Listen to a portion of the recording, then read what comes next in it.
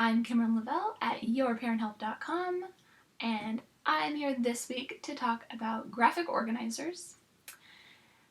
Graphic organizers are super helpful with writing. They also can be a good reading comprehension tool, and there's a few other things they can be used for, but we're going to focus on today is just the writing part.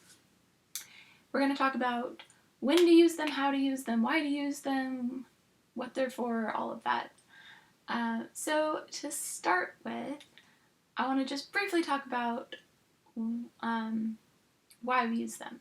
A graphic organizer is designed to help us organize our thoughts so that when your child or you or anybody goes to write something, they have a plan of what they're going to write. It's kind of like you are creating a recipe of all the ingredients that you're going to put in, and you're not writing everything out on the graphic organizer, but you're creating a plan. What will it look like?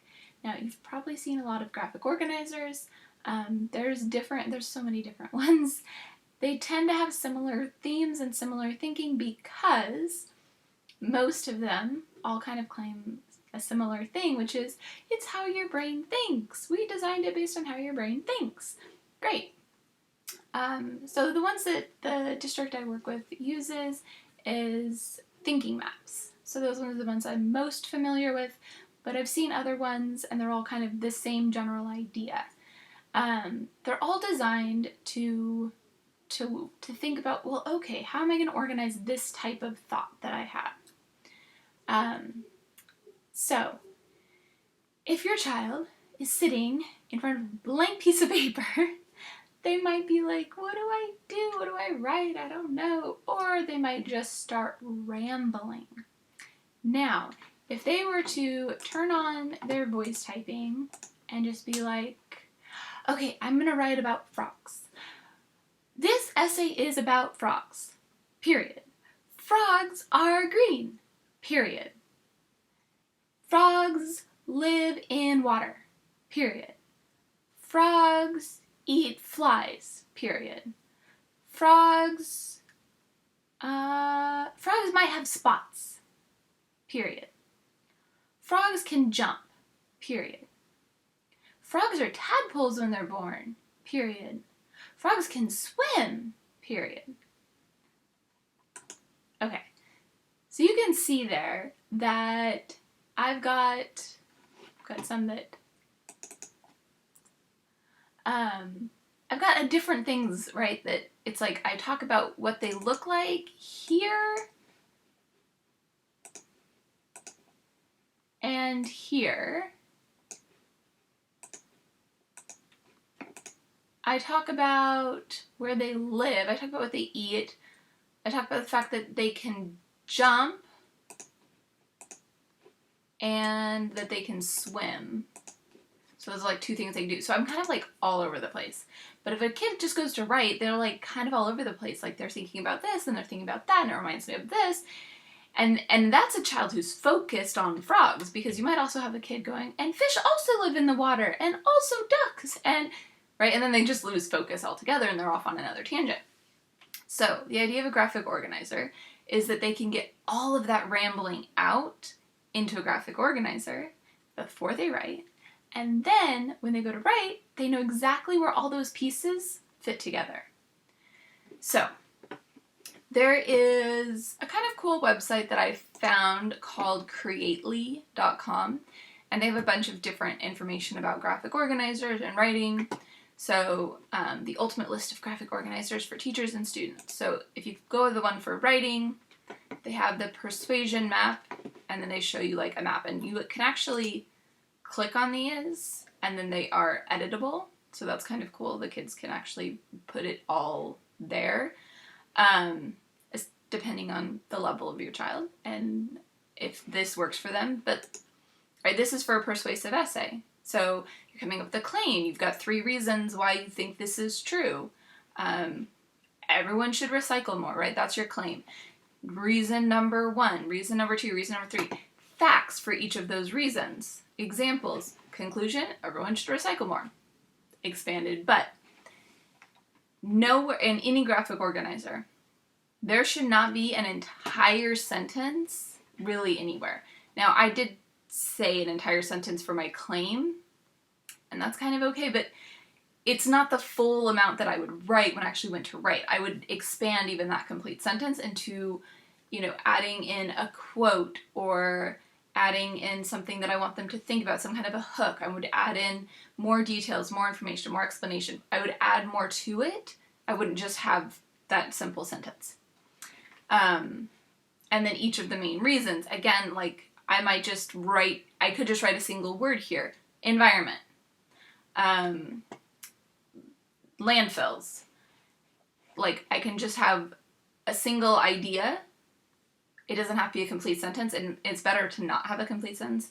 It's actually better if your child writes less on these, as long as they have a good idea of where they can take it when they go to write it. So if they were to fill all of this out, then they could take, you know, print it out, or they could do this all on paper. There's a lot of different ones on that you can print out and use. This one was just good because it also tells you how to use it, all the steps for each of them. So this style, right? Box, arrow, box, arrow. Thinking Maps has something similar that they call a flow map. And then you're talking about the first event, the next event, right? I've done so many things similar to this where it's just what happens and then what's next. So this is really good for just telling a story. And it makes sense. I'm telling a story. What's the first event? And again, it doesn't need to be a complete sentence. If I'm telling the story of Christmas morning, I might say, woke up feeling excited. And maybe that's more than I need, but it might just be woke up excited. Whatever it is, would help jog my memory later of what I kind of want to talk about. And then saw all the presents, opened presents, or had breakfast, whatever it is, right? Like all the events of the day. There was dinner, the uncles and aunts came over, telling the whole little story. Then they're showing some for reading. So, and most of the ones for reading would also work for writing, and most of the ones for writing would also work for reading because somebody wrote something and then you're reading it. So when you kind of then reverse engineer it, it helps with reading comprehension. We aren't going to get into that today. Okay, so what I wanted to talk about, I had more on here, but things like this are really good for like brainstorming. And it doesn't have to be this one. Actually, this one's a little bit too complicated. Just something that's like generating ideas. Like there's a circle map is a really common one that is the Thinking Maps version of a circle map. It's just like, but you know, just a list, just brainstorming ideas. So like for that frog one, I might just start with my child writing down green, spots, jump, swim, tadpole, water, lakes, rivers, whatever that is coming to mind. And even if they're saying, oh, and ducks live there too. Ducks, fish, because later, right, if you just are write, and this is an option too, you can scribe for them. You can write down what they're saying to you. So you're writing it, that kind of helps them get going, to get invested. If it helps them feel a little less overwhelmed by it. So you can write stuff down and then you're talking to them about it. Like, okay, so you said this, this, this, you know, you said green and spots. Those are both about what they look like. Should we have a sentence or a paragraph, depending on the age of your child, about what they look like? Yeah, okay. So we're going to do, the idea here, this is like the official Thinking Maps one. The idea is that you'd come up with something, you might say, looks like, eats, lives, or something about the life cycle, which then could be the tadpole and all those pieces, right? Like you could come up with 3 things, and you can add on another section, a 4th, a 5th, whatever works. So I don't really like these when they're like printed and the child, because then they feel stuck, like that they have to have 3. And sometimes it's better to have 2, and sometimes it's better to have 7. So use what's best. There was one time I was writing with a student, and he was writing about the planets. So he was reading an article about each of the planets, and then he was writing down notes on them, and then from all of those things, he wound up writing a whole essay on planets. And so we wound up using something similar to this, but he had 8 sections. right? He had one for each of a section for each planet. If we went back to frogs, we'd be writing about it. And then when your child, or the planets or anything, when your child then looks at that and goes to write, they can say, okay, I need to come up with a main idea. This is the clue that I need a main idea sentence to start my paragraph or my essay. So each of these could be 1 or 2 sentences if you're just doing a single paragraph about frogs, or each of these sections could be a paragraph or even more, a section in a longer article, right? Depending on the level that your child is at in their writing, would determine how long each of these get turned into. But so this, frogs could become an entire introductory paragraph, or it could just be a single sentence. There are many interesting facts about frogs, period. It's not the best, but it'll work. It gets the job done. So, and then we're talking about what they look like and some facts about them there, right? So then when they go to write it, they're saying, you might think you know what a frog looks like, but did you know that a frog can be blue or red? They're not all just green, right? So then they're giving some information, some facts, and everything in this section is about what they look like. So if your child started to go off on, and they eat flies, then you'd be like, oh, nope. This paragraph, this section, this sentence, whatever, is only about what they look like. We'll talk about what they eat in another section. Or this essay is not going to include what they eat because we don't have a good spot for that. It's kind of like extra information that doesn't fit with everything else. Or let's add a paragraph so we can talk about what they eat. Whatever makes sense. Point being, in this, a graphic organizer, whichever you use, right? They will help organize the thoughts so that you are writing about whatever it is that's on topic, that you're staying focused to, I'm writing about what they look like and only what they look like in this section, and then I'll move on to what they eat or where they live, right? I'm going to have a different section for each of those.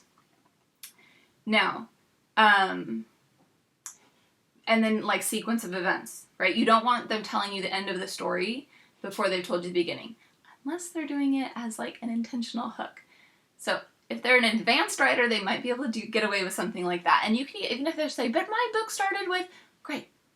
A really good writer knows how to do that well with giving away just enough and as a hook.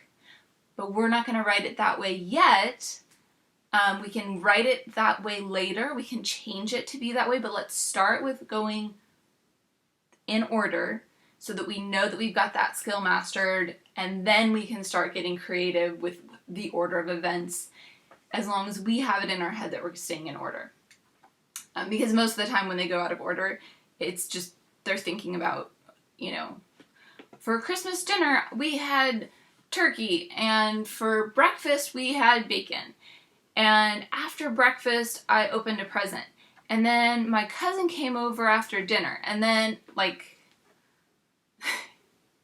it gets really illogical and confusing. So, the point of the graphic organizer is to help them stay focused.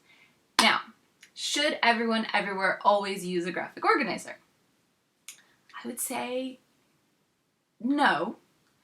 I have seen plenty of kids learn how to write without any kind of graphic organizer, or they've used them so much that it's kind of internalized and they know how to put all of that information into order. I think it helps to have some kind of brainstorming activity, right? Like before I make a video, I have some kind of brainstorming activity. So I have a plan in my head of what I want to make sure I cover. But when your child is writing, they might have that kind of in their head. They might write something down. They could have a lot of different versions of that, different notes that they've written down that they're going to include, and they have whatever makes sense for their brain is what they should be doing. If it doesn't make sense for their brain to use this, if this graphic organizer, the sequencing doesn't make sense for them, don't have them use it, right? I mean, sequencing usually makes sense for most people because it's pretty simple, but like if this is too complicated for them, then it's not a good one for them. The other thing that can help a lot of kids is keep this in your mind, but have your child, especially if they are a detail child, who gives tiny little details, and they have a harder time with the big ideas, the main idea, the claim that they're trying to make, whatever it is. They're like, oh, well, this fact and this fact and this fact. You know, they start telling you about how much trash gets thrown away every year, and it's like a tiny fact, well, fake fact, but it's a fact. It's not like the main reason explained. So if your child is kind of detail oriented, you can use Post-its or note cards or something like that, and they're writing like one idea on a Post-it, sticking it down, and that's kind of like their brainstorming session. They're just knocking out a whole bunch of Post-its, which is kind of funny for the environment part. They've got a whole bunch of brainstorms, right? They've got all these ideas laid out. The nice thing about doing it that way is that if they had done it in a circle map, then they're going to have to rewrite it in another map.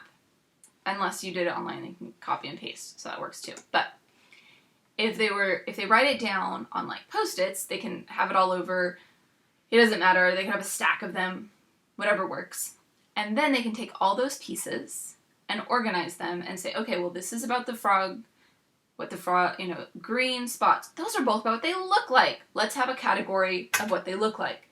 And then they might make a new Post-it, maybe in a different color, that's what frogs look like. And then they've got 2 Post-its that go with that one. So they can so this can kind of be more of a like tactile, physical graphic organizer. Instead of something that's pre-made that they're filling into, it can be manipulating all those ideas with like Post-its or note cards or something like that they're physically moving around to organize those thoughts. And be like, oh, well, this is about this and this, so I'm going to put those 2 together, right? And then they might see where they have like extraneous information about ducks and fish, and they're like, or they might go, oh, I want to use that in my introduction because I want to talk about what are some animals that live in a pond. You might think of ducks and fish, but did you think of a frog? You know, something where they're bringing in that idea of other animals, so that they're kind of narrowing down from a big idea. An introduction, obvious, it should typically have some hook, some general bringing you into my actual little topic that's smaller. So on this one, they'll be talking, if they're talking about frogs, all of those details, organizing all of that. So some kids would benefit from computer generated, some with paper pencil, some with Post-its or note cards. Some kids actually do better if you give them the map, like something like this, and then you let them start writing, especially if you do it like on a computer. And so if they started writing, then they might be looking and thinking, okay, I want to talk about how, this is especially true for kids who find writing overwhelming and hate the task of like writing on a graphic organizer and then taking it to another graphic organizer and then taking it to a rough draft and then another rough draft and then you get to type it and then you get to edit it and then a final draft, and they're like, no, I want a final draft. They can kind of do all of this on a computer to begin with. So they might, got the highlighter on. So they might start with, so let's say we're writing about the recycling, right? Then they can look at, okay, I need a claim. Got it. I'm going to start with my claim. Everyone should be recycling more. Period.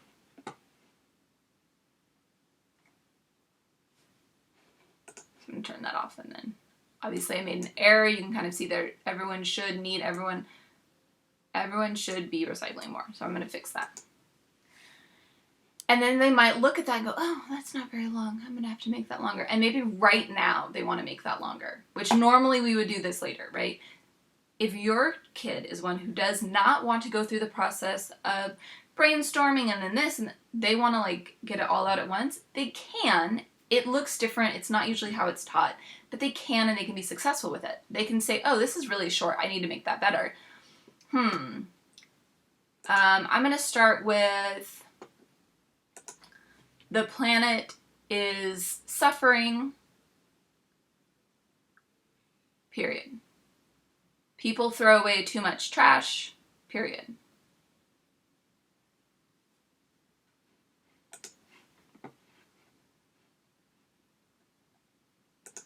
I'm going to add in everyone should do their part and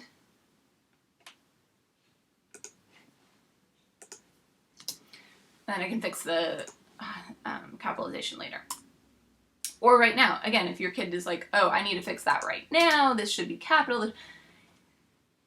It's so different. Every child is so different. There are kids who need to like not worry about capitalization. We'll come back to it later. There's other kids who, when they get to the conclusion and they've hit the last period, they do not want to look at that essay ever again. They are done. So those kids do better fixing their mistakes as they go, editing as they go. It's hard for them to get into flow sometimes, but I would honor what they're trying to do and what they're feeling they need. And you might have that conversation with them on, was that successful? Did you feel like you have a conversation, have them analyze how it felt to do it that way, if they felt like they could have done better, if they had gone back and edited, if it felt like it took longer to like stay thinking about things because of it. So we really just want them to figure out what it is they're writing. So I know this has been a really long video compared to most of them. The point being, we have different graphic organizers. They're designed to help a child think and organize their thoughts.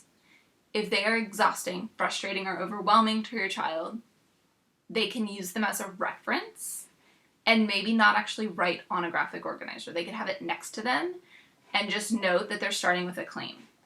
And then their next paragraph is going to be their main reason, or their sentence, or it just depends on the level. I would always encourage you, if your child, especially if your child is younger, to start with using the graphic organizer the way it's intended, where they're brainstorming on on something like a circle map, and then they're taking it to a more detailed map, and then they're taking it to a rough draft. Maybe that's paper pencil, maybe it's just voice typing on a computer, whatever works for your child. I would encourage you to just do it the way it's designed, because most kids think better that way, even though it gets tedious.